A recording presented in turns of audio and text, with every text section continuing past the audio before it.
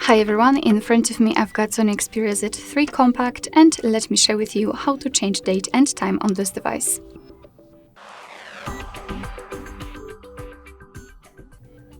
So let's start with opening the settings, and then we have to scroll down to the very bottom to find the system section.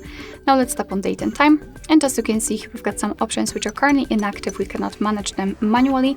It is because we are using the automatic date time and the time zone. So first of all, we have to turn off both of those options, and right now we can freely tap on date. We can pick the date from this calendar, so just tap on the one you want to set and tap on OK.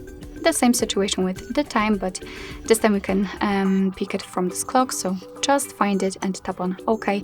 It will be immediately applied.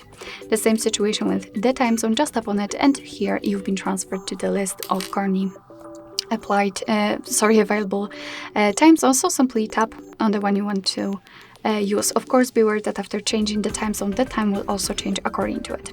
You can also customize the time format. Currently we are using 24-hour one.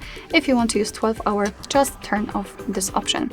So basically this is the whole manual customization of date and time. Of course, you can go back to all previous settings just by tapping on those switchers at the top.